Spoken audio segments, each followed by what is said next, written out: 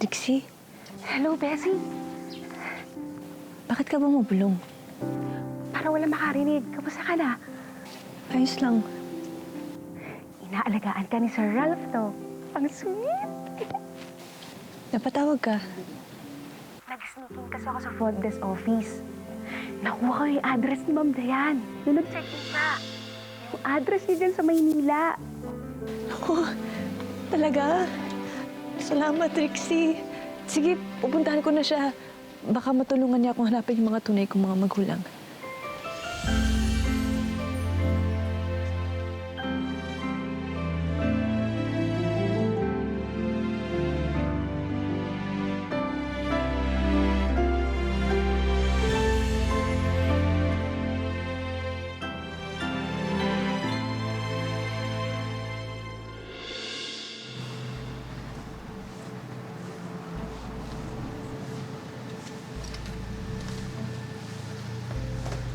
Magandang araw po. Saan po kayo pupunta? Eh, kay Ma'am Dayan ho. Dayan Sebastian. Bisita ka? Hindi ho. Pero kilala ho nila ako. Ano pong pangalan nila? Ho po.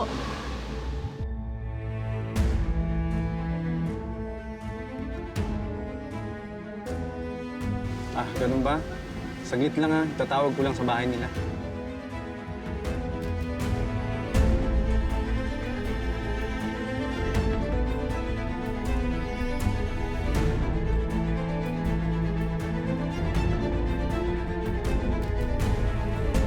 Pupuntahan ko lang ho yung bahay ni Ma'am Dayan Sebastian.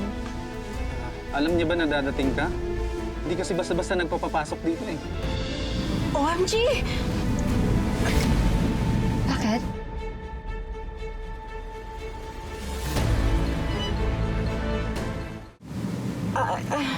Ay, hindi po kasi. Ang ganda ho kasi dito sa subdivision nyo. Eh, hanggang ngayon po, hindi ako makaget over.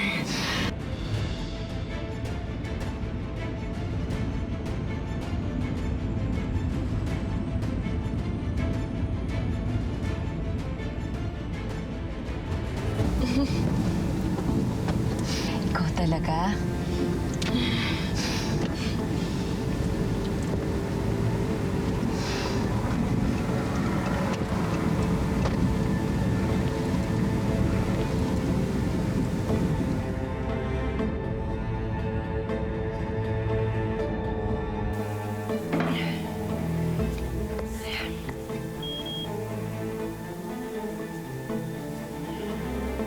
Nasa guardhouse si Hope, Nay. Naku, sigurado hinahanap na nun si Ma'am Dayan.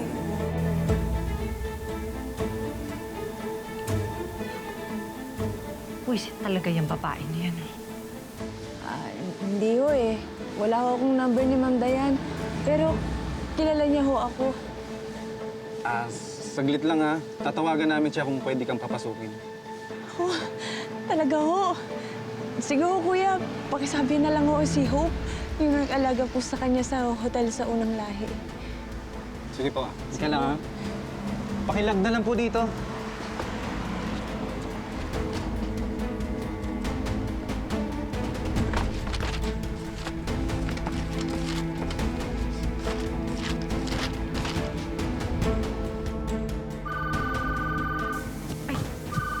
Ate Clara, ako na po. Ako na sasagot.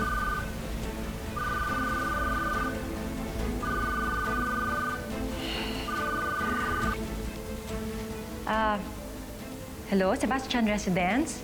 Hello, ma'am. May naghahanap po dito kay Ma'am Dayan Sebastian. Si Hope daw po. Sandali lang Tatanong ko kay ma'am.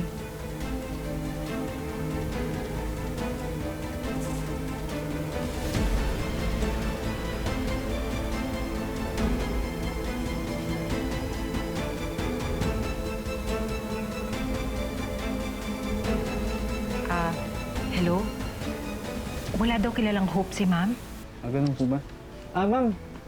May iba ka pa po bang pangalan? Wala na ho. Hope lang.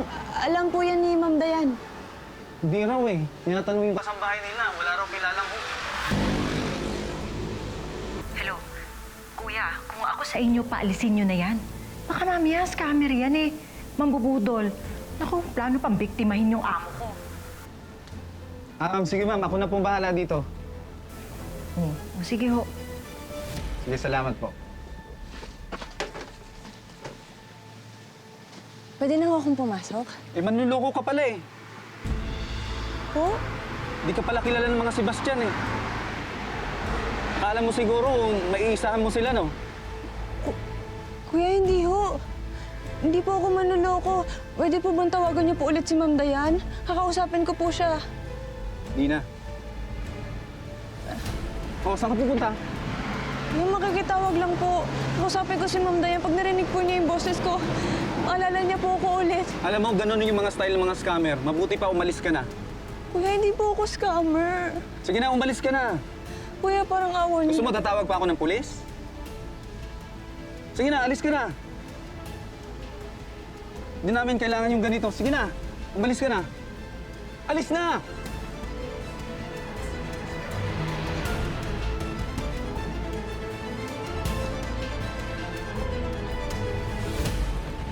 Seryoso pala si Ma'am Dayan na magkatrabaho ako?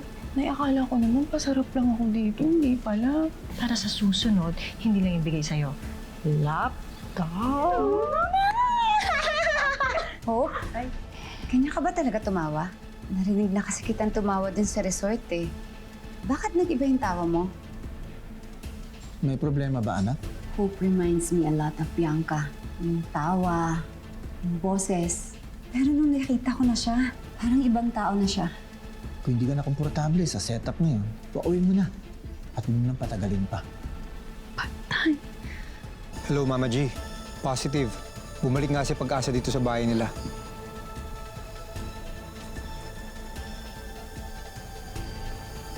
Ikaw? Akala mo tapos na kami sa'yo?